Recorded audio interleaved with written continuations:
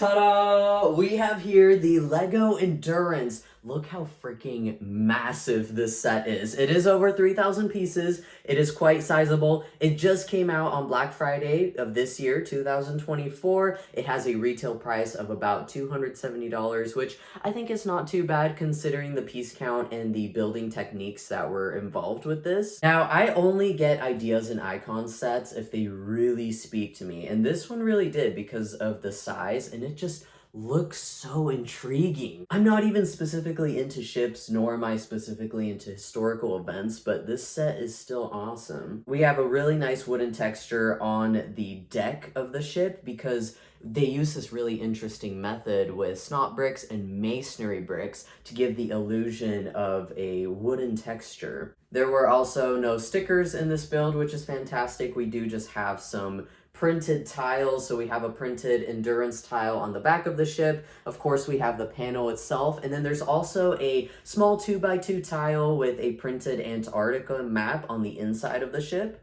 Yes, on the inside there are actually two little micro scale rooms here. The panels come off on the back here. You just want to tip this out, and then you can see the rooms. Little close-up shot here, so this does go up and down along with the sail, and this is that panel that comes off, and then you can see the little micro scale rooms.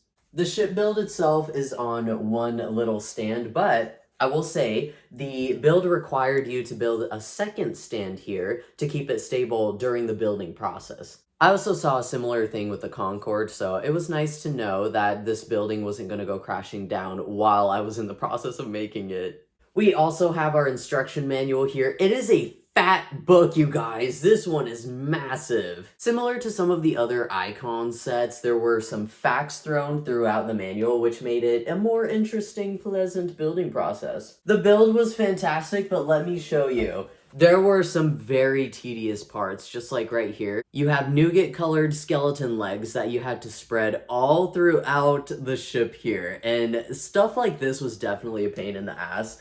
But the outcome is worth it. It looks beautiful. Even though there were some Technic stuff involved, I definitely still enjoyed it. I don't even know what you call this.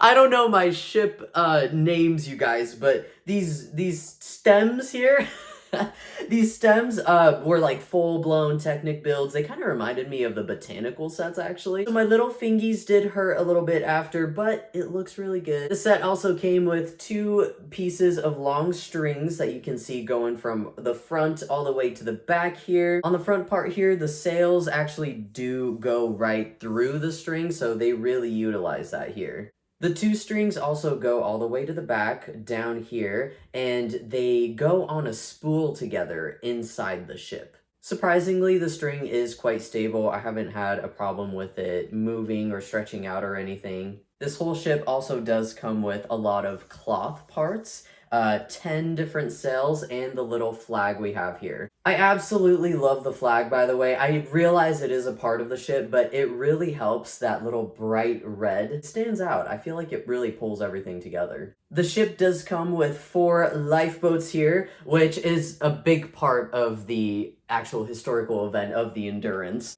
If you did buy this ship on Black Friday, the gift with purchase was an exclusive one that came with a captain and I think a crew member, along with an extra lifeboat and I believe a camera as well. Unfortunately, I do not have the gift with purchase, but I'm still very content with this. If you don't have the gift with purchase, there are also no minifigures. So the build here is just the ship and the display stand itself. I will say I absolutely enjoyed this build. I loved seeing the different techniques involved, and it was just kind of refreshing for me because I usually do the more colorful, kid-oriented ones. Not Duplo and not the super small sets. I do the big ones, but this was my first very adult set in a while, and I really enjoyed it. A little bit tedious, but the final product is absolutely beautiful. I really enjoyed the build. I think it's worth it.